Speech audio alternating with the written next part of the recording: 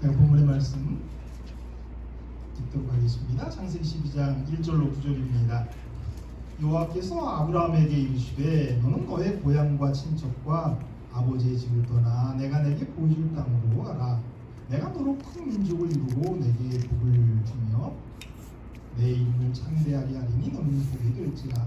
너를 축복하는 자에게는 내가 복을 내리고 너를 저주하는 자에게는 내가 저주하리니 땅의 모든 족속이 너로 말미암아 복을 얻을 것이라 하신지라. 이에 아브라함이 여호와의 말씀을 따라갔고 롯도 그와 함께 갔으며 아브라함이 하나를 떠날 때에 75세였더라.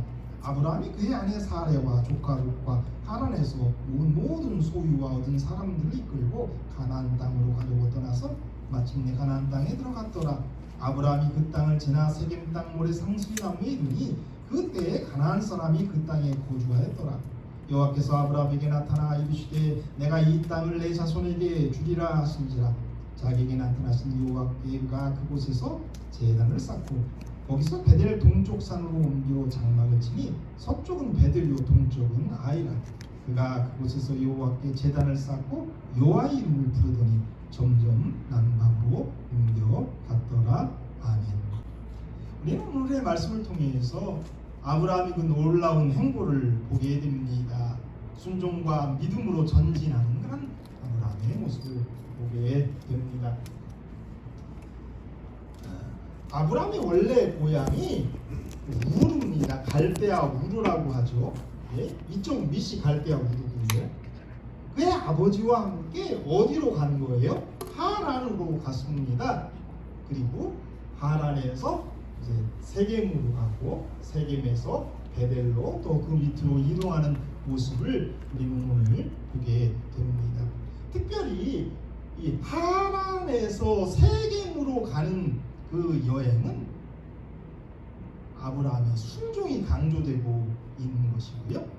또 세겜에서 그 밑에 베델로 내어가는 6절에서 9절의 모습은 아브라함의 예배, 제단을 쌓은 부분들, 그러한 것들이 강조되고 있다라고 생각을 하시면 되겠습니다. 우리가 오늘 말씀들을 통해서 중요한 것들을 몇 가지를 깨달을 수 있는데요. 바로 이런 겁니다. 이 아브라함에 대한 복이 창세기 12장 2절 3절에 이렇게 나오는데요. 여기 복이라는 단어가 몇 번 쓰였냐면 5번 쓰였습니다. 그런데 창조 때부터, 그러니까 창세기 1장부터 창세기 11장까지 복이라는 단어가 엄청난 긴 시간이잖아요. 그 기간 동안 성경의 창세기 1장부터 11장까지 복이라는 단어가 5번밖에 안 쓰였어요. 그게 이제 여기 나와 있는데 이제 작아서 잘 안 보이실 겁니다. 이 첫 번째 복이 창세기 1장 22절인데 물고기와 새를 만드신 다음에 복을 주셨다라고, 생육하고 번성하라고 했다는 말씀 우리가 기억하죠? 그래서 유독 우리 하나님께서 특별하게 새와 물고기에게 복을 주셔서 그게 번식력이 대단하다는 얘기 기억나세요? 그래서 그때 그런 말씀 드렸잖아요. 계란을 우리가 이렇게 먹을 수 있는 것 자체가 하나님께서 새들에게 그런 번식력을 주셨다. 또 바다에서 엄청난 것들을 수확하지 않습니까? 하나님께서 특별히 그 물고기와 새 그들에게 복을 많이 주셨던 그 이유, 그걸 그들이 누리고 있다라는 얘기를 했어요. 그 다음에 이제 창세기 1장 28절에 이제 사람의 그 다음 이제 그죠? 창세기 1장 28절에 사람을 축복하시는 장면이 나오고요. 창세기 2장 3절에 보면 안식일의 복 얘기가 나와요. 근데 안식일의 복도 되게 중요한 거예요. 여기서 이제 우리가 생각하는 거는 거예요. 하나님이 복에 대해서 당신이 복 있으라고 명하신 것에 대해서 계속 반복할 필요가 없어요. 왜냐하면 그 말씀에는 뭐가 있습니까? 능력이 있어요. 그래서 그것을 계속 반복할 필요가 없는 거예요. 그래서 안식일의 복도 7째 날 그날을 복되게 하셨기 때문에 그것은 영원토록 복된 거예요. 그것을 다시 계속 얘기하실 필요가 없는 거죠. 그래서 우리가 오늘날도 안식일에 뭘 받는 거예요? 복을 받는 겁니다. 그런데 아브라함을 부르시고는, 그러니까 창세기 1장에서 11장까지 복이라는 단어가 5번밖에 안 나오는데 마지막 복은 노아의 후손들에게 복 주신 거고요. 그런데 아브라함을 부르시는 장면 그 2절에 복이 몇 번 나온다고요? 5번이나 나온다고요. 이렇게 의식적으로 그렇게 했을 것이다라고 학자들은 보는 거예요. 그런데 그 이유는 아브라함이 얼마나 특별한 존재인지, 그가 얼마나 하나님에게 속해 있는지, 그리고 모든 민족이 그를 통해서 복을 받게 될 것이고 그의 후손인 예수를 통해서 인류가 구원받을 것이다라는 걸 보여주기 위해서 한 사람을 부르시고는 그 부르심 가운데 복을 5번이나 이야기하고 있다. 이것을 우리는 첫 번째로 보게 됩니다. 두 번째로 그 본문 가운데서요, 핵심 단어가 너라고 하는 단어이기도 한데 여기는 이제 10번이 나와요. 근데 원어로 보면 12번 나온다는 거예요. 너라고 하는 단어가. 우리가 이 말씀을 통해서 이해할 수 있는 건 이거예요. 우리 하나님에게 우리가 너가 된다라고 하는 것은 정말 놀라운 축복인 거예요. 우리 하나님이 그 창조주가 우리를 아들이라고 얘기하시고 다 얘기할 수 있어요. 그러나 그분이 우리에게 너라고 얘기한 건 너 얼마나 가까운 관계인지 아시는 거죠. 12번도 완전 수라는 거예요. 12번이나 우리 하나님께서 아브라함을 너라고 계속 말씀하시는 거예요. 이러한 너가 되는 것, 그건 정말 의미가 깊은 거죠.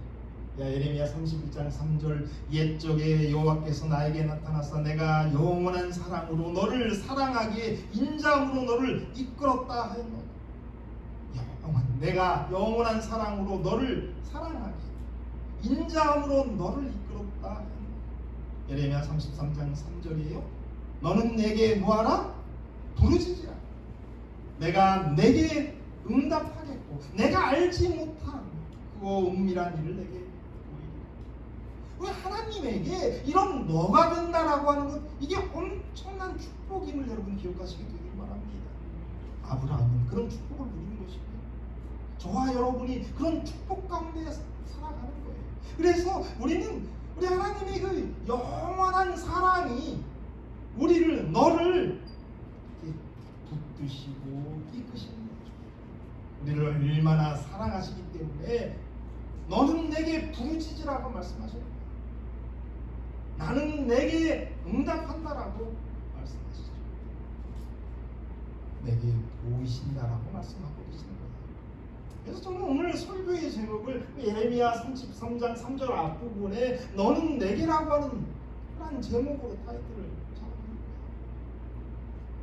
그건 정말 중요한 거죠. 우리 하나님에게 우리가 너가 된다라고 하는 그런 이야기를 듣는다는 것, 여러분 이러한 축복을 누리시게 되기를 간절히 바랍니다. 영원한 사랑으로 너를 사랑하고 인자함으로 너를 이끄시는 그런 하나님의 상대편인 너가 되시기를 주님으로 축원합니다. 또 다른 상징이 있습니다. 이건 너무나 잘 아는 것이죠. 그 말씀 가운데 7가지 그 부르심의 요소가 있습니다. 첫 번째, 내가 너를 큰 민족으로 만들 것이다. 내가 너를 축복하리라. 내가 내 이름을 크게 만들 것이다. 너는 복이 될 것이다. 내가 너를 축복하는 자를 축복하고 너를 저주하는 자를 내가 저주할 것이다. 땅의 모든 민족이 너를 통해 복을 받을 것이다. 또 7가지 완전이죠. 하나님의 부르심은 이러한 모든 것들을 포함하고 있습니다. 저와 여러분을 부르신 그 은혜 가운데에는 이러한 7가지 요소가 다 있는 거죠. 우리로 크게 되게 하실 것이고 우리가 복이 될 것이고 우리를 축복하는 사람을 우리 하나님은 축복하실 것이고 우리를 저주하는 사람을 저주할 것이고 우리 때문에 땅에 많은 사람들이 복을 받게 될 거랍니다. 우리가 바로 그러한 아브라함과 똑같은 부르심을 받은 사람들이라는 것 기억하시게 되기를 바랍니다. 1절의 말씀에 보면 이 하나님께서 하신 그 명령은 정말 권위 있는 명령이고요. 그냥 평범한 명령이 아니라 얼마나 많은 것을 포기해야 하는지를 명확하게 밝혀주는 명령이에요. 그래서 너는 아비 집을 떠나고 본토를 떠나고 다 떠나야 된다라고 분명하게 말씀하시죠. 그리고 그런 포기할 것만 말씀하시는 게 아니라 얼마나 많은 것을 얻게 될 것인지 또한 말씀하세요. 그게 아까 읽었던 그 7가지의 모습이죠. 그런데 아브라함만 하나님께서 그렇게 부르시는 게 아니고요. 그러니까 명령하시면서 뭐를 포기해야 되는지 그리고 어떤 것을 얻게 될 건지를 아브라함에게만 말씀하시는 게 아니고요. 저와 여러분에게도 그렇게 부르시는 말씀하셔요.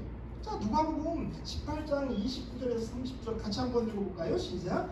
이르시되 내가 진실로 너희에게 이르노니 하나님의 나라를 위하여 집이나 아내나 형제나 부모나 자녀를 버린 자는 현세의 여러 배를 받고 내세의 영생을 받지 못할 자가 없느니라 하시니라. 여기 보시면 아브라함에게 이렇게 명하신 것보다 더 세요. 여기는 아내나 자식까지도 버릴 수 있어야 한다라고 말씀하세요. 당시 아브라함에게는 버릴 그런 자식은 없었습니다. 그러나 여튼 더 큰 또한 축복을 말씀하시죠. 현세에 여러 배를 받고 내세에 뭐를 받는다고요? 영생을 받는다라고 말씀하십니다. 우리가 아브라함처럼 그런 예수님의 부름에 순종한다면 정말 우리도 아브라함처럼 이렇게 떠나야 될, 버려야 될 것들이 있는 것입니다. 그리고 그 결과 우리 하나님의 귀한 복을 받고 내세에서도 땅에서도 현세에서 또 내세에서 영생을 얻는 나를 축복하게 된다라고 말씀하십니다. 여기 너의 고향과 친척과 아비 집을 떠나라라고 말씀하시는데 거기 이르시되라고 하는 말씀으로 시작돼요. 근데 이 이르시되는 과거 완료 시제를 사용했었다라고 합니다. 이는 하나님께서 아브라함의 아버지가 죽기 전에 하란이 아닌 우르에서 아브라함을 부르셨기 때문에 이게 과거 시제로 기록됐다라고 생각을 합니다. 사도행전 7장 4절에 스데반 집사님이 설교하는 가운데 이런 말씀을 하세요. 아브라함이 갈대아 사람의 땅을 떠나 하란에 거하다가 그의 아버지가 죽음에 하나님이 그를 거기서 너희 지금 사는 이 땅으로 옮기셨느니라. 아브라함이 제일 처음에 갈대아 우르에서 살았다라는 거예요. 거기를 떠나서 하란에서 거하다가 아버지가 죽으니까 가나안 땅으로 움직였다라는 거죠. 자, 우리가 지난 시간에 배웠는데요. 창세기 11장 31절 데라가 그 아들 아브라함과 하란의 아들인 그의 손자 롯과 그의 며느리 아브라함의 아내 사레를 데리고 갈대인의 우르를 떠나 가나안 땅으로 가고자 하더니 하란에 이르러 거기 거류하였으며 아브라함의 아버지 데라가 아브라함 또 사레 롯의 철을 이렇게 데리고 어디로 갔다는 거예요? 하란으로 갔다라는 거예요. 그러니까 지난 시간에도 말씀드렸지만 그것은 하나님께서 갈대아 우르에 있는 아브라함에게 가나안 땅으로 이렇게 가라고 명령하셨고 그 영향에 아버지 데라가 따라서 같이 갔을 것이다. 그러나 아버지가 움직인 거니까 그 주도권이 데라에 있는 것처럼 표현되는 거지만 이때 벌써 하나님께서는 가나안 땅으로 가라고 하는 명령을 아브라함에게 하셨다라고 보는 것이 성서적이란 말이에요. 우리의 믿음이 우리를 세상에서 분리시키거나 아니면 세상이 우리의 믿음과 하나님으로부터 분리시키게 되는 거죠. 이런 모습도 뒤에 한번 나오니까 또 그때 한번 더 생각해 보도록 하겠습니다. 그러니까 우리가 이제 갈 바를 알지 못하고 갔다라고 우리가 이제 통상적으로 얘기하지만 그런 모든 말씀들을 통해서 알 수 있는 것은 가나안이라는 쪽으로 인도하실 것을 어느 지역이 딱 떨어진 건 알지만 그 그쪽으로 우리 하나님이 인도하시고 가라고 하시는 그런 곳은 있었다라는 거예요. 그래서 본교의 성경 주석도 그런 표현을 써요. 가나안이 언급되어 있지 않으나 아브라함은 가나안이 하나님께서 그가 가기를 원하시는 곳임을 알았으니 분명하다, 이렇게 해석하고 있습니다. 그래서 정확하게 어딘지는 얘기하지는 않았지만 가나안 쪽으로 인도하고 계시는 곳을 인식했었다라는 것을 보게 됩니다. 하나님은 아브라함에게 이렇게 말씀해 보면 보여줄 땅으로 가라고 했어요. 보여줄 땅으로. 아무것도 본 것이 없습니다. 아무것도 장담할 수 없습니다. 아무것도 준비된 것이 없습니다. 그런데 하나님만 의지하고 가는 것입니다. 하나님만 신뢰하면서 시작했던 거예요. 자, 말씀 그대로 보면 무슨 땅으로 가라고 했다고요? 보여줄 땅으로 가라고 했단 말이에요. 그런데 분명한 것은 보이는 현실, 가라는 있었습니까? 이거 보이는 현실은 우상과 죄악들이 가득한 곳이었습니다. 그런데 보여질 땅, 우리 하나님이 보여줄 땅 가나안도 우상 숭배 죄악들이 있었던 게 분명합니다. 그러나 하나님께서 왜 가나안 땅으로 가도록 하셨을까요? 왜냐하면 그것은 새로운 시작을 할 수 있는 것이고 하나님의 원대한 계획 가운데에서 그 가나안에 하나님의 나라를 세우실 것이고 그리고 거기서 메시아가 태어나실 그런 원대한 계획 가운데에서 아브라함을 가나안으로 이끄시는 것을 우리는 보게 됩니다. 아브라함에게 땅을 주겠다라고 하는 약속은 아브라함에게 땅을 보여주겠다라고 하는 약속에 뒤따릅니다. 그러니까 그 이야기는 이런 거예요. 아브라함이 움직일 때에만 그 땅을 볼 수 있는 거예요. 보여줄 땅으로 가라. 그러니까 움직여야 그 땅, 그걸 보게 되는 거죠. 신앙이라는 것은 그런 거죠.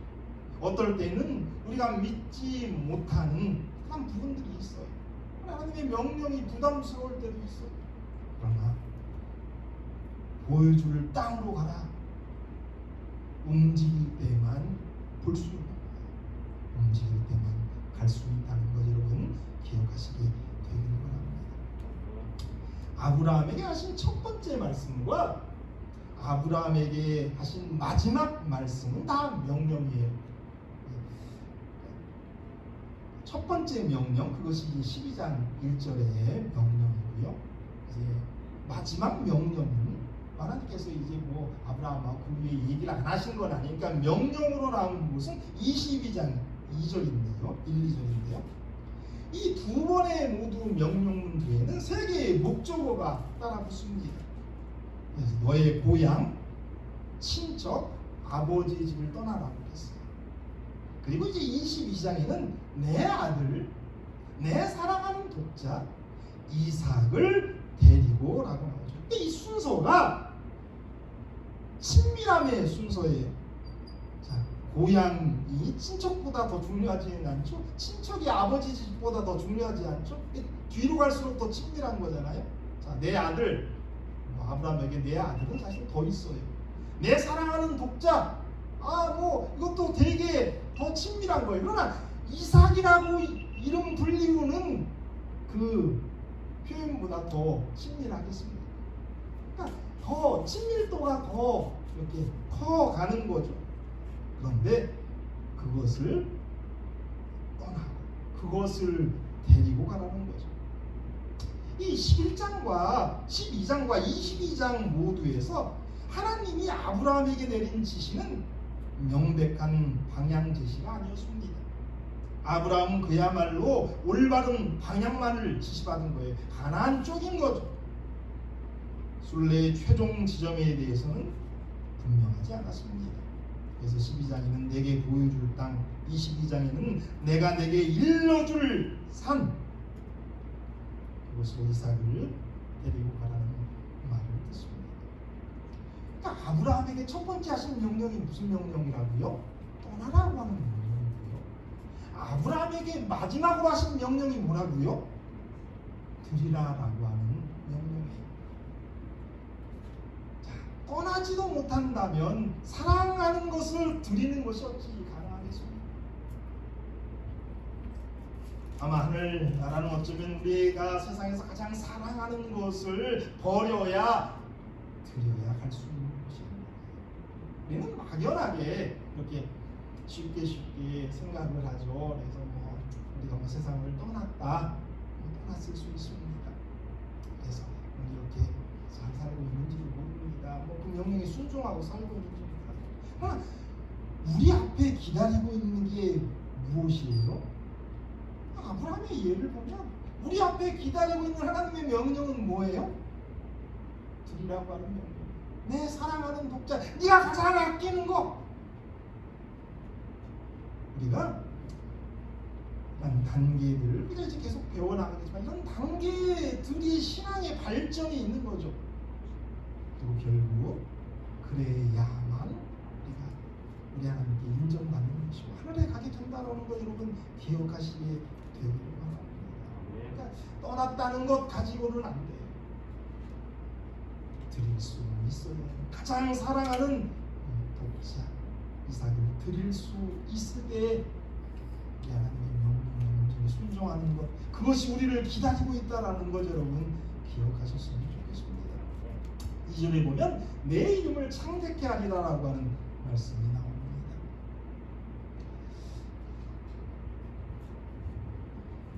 바벨탑의 건설자들이 그 마음속에 열망이 하나 있었는데 스스로 이름을 내는 거예요. 세상에.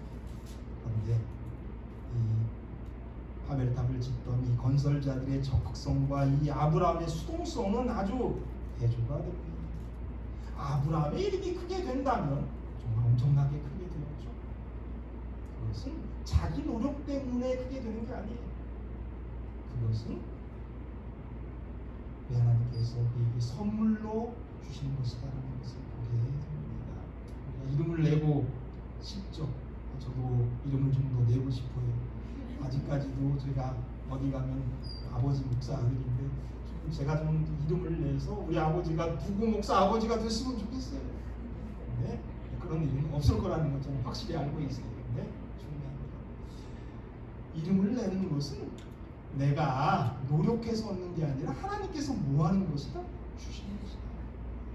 우리가 순종할 때 우리 하나님이 우리에게 명하신 일을 따를 때에 우리를 그렇게 인정해 주실 것이다라는 걸 보게 됩니다. 2절에 이제 너는 복이 될지라라고 말씀하세요. 너는 복이 될지라. 예전 번역에는 너는 복의 근원이 될지라라고 하는데 이건 잘못된 번역이었기 때문에 이제 아주 제대로 본 번역을 해보는 거예요. 너는 뭐가 된다? 복이 된다. 우리는 복을 달라고 비는 사람이 될 수도 있고요. 복이 될 수가 있어요. 네, 그리스도인들도 아직도 계속 복 달라고 빌기만 하는 사람들이 있는 거예요. 온전한 모습이 아니지 않습니까? 우리가 하나님 안에서 우리가 뭐가 돼야 된다고요? 이 자체가 복이 되어야 되는 거예요. 내게서 하나님의 복이 흘러나가야 되는 거죠. 복 주세요. 이런 것이 아닌 말씀이십니다. 그런데 될지라, 복이 될지라라고 하는 말씀은 계속 이어지는 건데 가라라고 하는 말씀에 순종할 때에 복이 될 수 있는 거예요. 아브라함이 하란을 떠난다면 복이 되는 거예요. 그러나 아브라함이 하란에 머문다면 복이 될 수가 없는 것이죠. 자, 3절에 내가 복을 내리고 내가 저주하리라고 하는 말씀이 있습니다. 여기 하나님의 나화법, 내가 그렇게 하겠다라고 하는 건데요. 근데 이 말씀을 통해서 우리가 알 수 있는 것은 뭐냐면 우리 하나님은 벌을 주시기보다는 저주하시기보다는 복을 주시기를 좋아하는 분이다라는 것을 알 수 있는 겁니다. 그래서 이 원어적으로 볼 때에 이 복을 이렇게 너를 축복하는 자들 이 복수가 쓰여 있는 거예요. 근데 저주는 단순한 진술로서 단수 수용자예요. 저주하는 자에게. 그래서 그거를 이제 킹제임스 번역은 그대로 제대로 번역하는 거예요. 너를 축복하는 자들에게 내가 복을 주고, 왜 축복하는 자들에게 너를 저주하는 자를 저주하리라. 자, 우리 하나님은 뭐 하시는 분이라고요? 축복을 더 중요시 여기는 분이에요. 축복하시기를 더 좋아하시는 분이에요. 우리 하나님이 우리를 심판하고 우리를 저주하고 우리를 멸망케 하시지 않는다라는 것, 아브라함을 부르시는 이야기 가운데서도 우리 이걸 찾을 수 있단 말이에요. 아브라함이 복이 될 것이라고 하는 말은 이미 2절에서 언급되었습니다. 그러나 누구에게 복이 될진지는 그 다음에 우리 말씀에서 나오는데요. 10장에서 언급된 땅의 모든 족속이 다 아브라함을 통해서 복을 받는다는 것입니다. 이 얼마나 놀라운 일입니까? 그는 복을 받을 뿐만 아니라 자신이 복이 되어야 했습니다. 왜냐하면 온 땅을 축복해야 하는 것이 그에게서부터 흘러나올 것이기 때문에 그런 것입니다. 이러한 모습이 아브라함에 대한 예수님에 대한 예표. 그러니까 우리는 아브라함보다는 이삭이 더 예수님을 예표한다라고 생각하는데 이 부분은 아브라함이 예수님을 예표하고 있는 놀라운 모습이라는 걸 보게 되는 거예요. 그래서 예수님이 이 땅에 오셔서 죽으심으로 말미암아 모든 인류에게 복이 되는, 복음이 주어지는, 구원이 주어지는 그런 것, 그것을 아브라함이 예표하고 있는 것을 보게 됩니다. 4절에 보면 따라갔고라고 하는 말씀이 나옵니다. 아브라함은 말씀을 따라갔습니다. 그런데 롯도 그와 함께 갔다라고 했어요. 롯은 아브라함을 따라갔습니다. 데라가 아브라함과 롯을 데리고 하란에 갔을 때, 또 가나안을 향해 출발했을 때에는 롯은 스스로 결정하지 않았는데 이번에는 믿음 많은 하나님의 부름을 받은 아브라함 삼촌을 따라서 롯이 회개를 시작했다는 것을 보게 됩니다. 자, 우르가 이제 여기에 있는 거고요. 이제 하란을 거쳐서 이제 가나안까지 이제 내려오는 모습인데요. 우르에서 하란으로 가는 것은 뭐 이렇게 쉬운 일이겠죠. 뭐. 근데 왜 쉬운냐면 강을 따라서 이렇게 가면 되는 거예요. 그런데 왜 이제 나홀이라고 하는 아브라함의 형제는 가지 못했을까? 하나님 살기 좋은 것이었기 때문에 그렇죠. 그런데 그렇게 가기 위해서는 이렇게 몇 번을 강을 넘어야 되는 거죠. 그래야 이게 세계까지 가는 거예요. 하란에서도 마찬가지고요. 우리가 이제 계속 배웠지만 히브루라고 하는 것이 건넌 자라라고 하는 원어적 의미를 갖고 있다라고 말씀드렸어요. 이 강을 건넌다라고 하는 것이 엄청난 것 우리 아시죠? 그래서 뭐 죽는 것은 요단강을 건너는 니마 그 강을 건너지 마오, 죽지 말라는 것 아니에요. 이게 강을 건너는 개념은 그런 죽음을 이겨내는 부분인 거죠. 그런 결단인 모습이다라는 것이죠. 많은 사람들이 우리가 지난 시간에도 말했지만은 하란까지는 가요. 그러나 그들이 그 앞에 강이 있고 또 친숙한 또 아주 좋은 그런 현실, 그런 것들 생각하면 그걸 건너지 못하는 거죠. 그래서 히브리 일이 되지 못하는 거죠. 그래서 우리가 유대인이 되는 것이죠. 그런 부분들이 우리를 이스라엘이 못되게 하는 것임을 우리는 보게 됩니다. 떠나지 않고서는 안 되는 것이죠. 우리가 하나님을 섬기기 위해서는 나의 옛 신앙, 나의 옛 생활, 나의 옛 생활 방식을 다 버려야 하는 거죠. 우리가 신앙적으로 성숙하고 성장하기 위해서는 신앙에 방해되는 것들을 버릴 수 있을 때 가능한 모습들을 보게 됩니다. 5절에 보면 그들이 이제 가나안 땅으로 가려고 떠나서 마침내 가나안 땅에 들어갔다라고 하는 말이 나옵니다. 다 생략됐죠. 마침내 그러나 떠나서 갔습니다.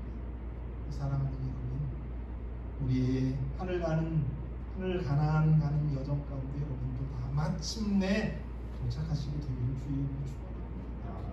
가지 못하면 중간에 머무르면 아무 의미 없는 것이 신앙입니다.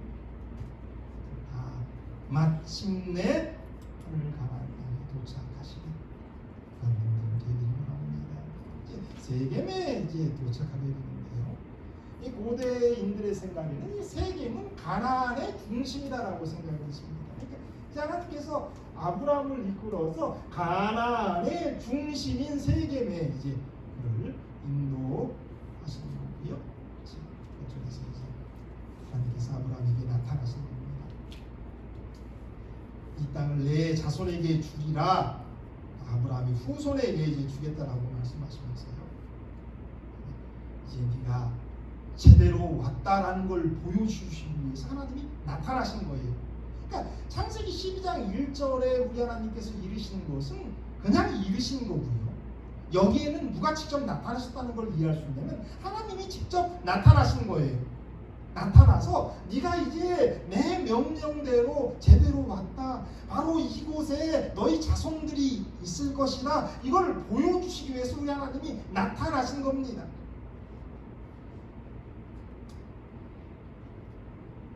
그러니까 너가 온전히 순종해서 목적지에 도달했다라는 걸 보여주신 것이 나타나신 거죠.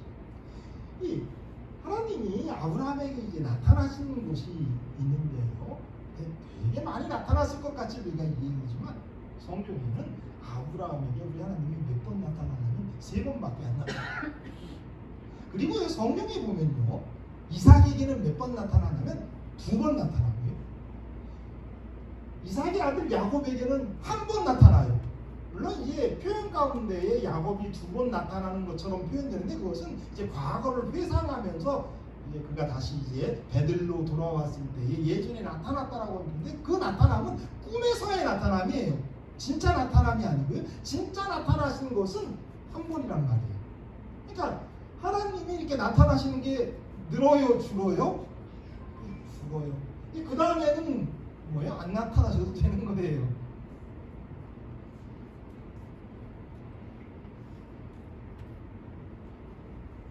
이 하나님이 이제 우리가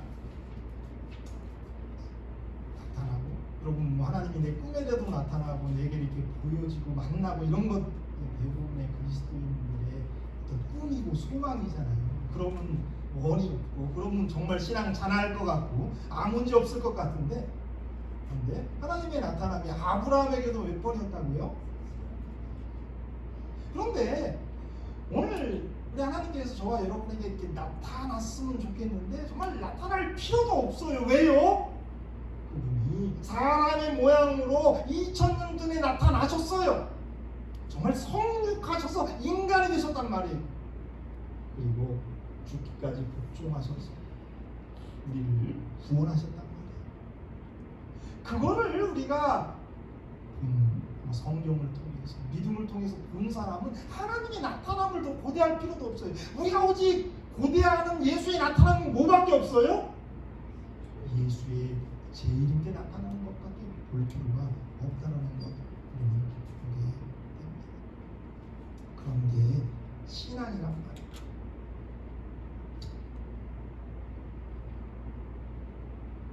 우리는 예수님께서 나타나셨고 우리를 위해서 죽으신 것을 믿는 더 이상 우리에게 필요한 것이 없다는 것, 이렇게 생각할 수가 있습니다. 8절에 보면 제단을 쌓는 그런 장면입니다. 이 제단을 쌓는다라고 하는 의미를 여러 가지로 해석해요. 이제 하나님이 나타나셨으니까 당연히 쌓아야 되는 거고요. 그러나 더 영적인 의미 가운데에서는 하나님께 대한 감사를 인도하시는 것에 대한, 그리고 그 땅을 하나님께 바친다라고 하는 복문의 표현이 있다라고 생각을 합니다. 이 아브라함의 제단을 쌓고 여호와 이름을 부르는 것 두 가지죠. 하나는 제단을 쌓은 것, 하나는 여호와 이름을 부르는 건데요. 이런 내용들을 우리가 계속해서 좀 더 배울 수 있으리라고 생각합니다. 여러분들, 우리도 이제 이사를 하고 떠나고 이렇게 합니다. 그런데 뭔가 남길 것이 있다면 제단을 남기시기 되기를 합니다. 쓰레기를 남기는 것이 아니라, 안 좋은 기억을 남기는 것이 아니라 예배드리는 모습, 하나님께 경배하는 모습, 그래서 봉사하고 사랑했던 그런 친절한 모습, 이런 모습들을 남기시게 되는 거예요. 집이다라고 하는 것, 장막은 계속 치고 또 다시 이렇게 접는 거예요. 그게 인생이에요.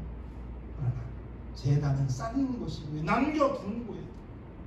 누군가 그걸 통해서 하나님을 알 수 있는 것이다 라고 이 말씀하고 있는 것입니다. 여러 말씀을 드렸는데요, 오늘 설교의 제목으로 좀 가가면서 결론을 내기를 바랍니다. 이 너는 내게다라고 하는 거, 이게 아브라함이 떠날 수 있었던 이유예요. 너는 내게 아주 귀한 아들이고 난 사랑을 충분하게 받았기 때문에 아브라함이 이삭을 드릴 수 있었던 것도, 아브라함은 우리 하나님에게 너 상대방 그 친밀한 것이 나아가는 거죠. 사랑하는 여러분, 하나님에게 우리가 어떤 존재가 됐냐, 이게 신앙이에요. 너는 내게, 우리가 뭐 오늘 뭐 암으로 싸울 수도 있어요. 또 뭐 사업이 안 될 수도 있어요. 뭐 문제가 있을 수도 있어요. 그러나 너는 내게 귀한 존재인 거죠. 자기의 생명과 바꾸는 존재인 거죠. 그래서 우리는 하나님의 사랑을 받을 수 있고 부르짖을 수 있고 하나님의 선하심을 볼 수 있고 모든 것 이해할 수 있는 사람들이 되는 거예요. 그 사람은 우리 하나님에게 너라고 이야기 들을 수 있는 그런 친밀한 관계를 아브라함처럼 순종할 수 있는 저와 여러분이 되기를 간절히 바라면서 오늘 말씀 마치도록 하겠습니다.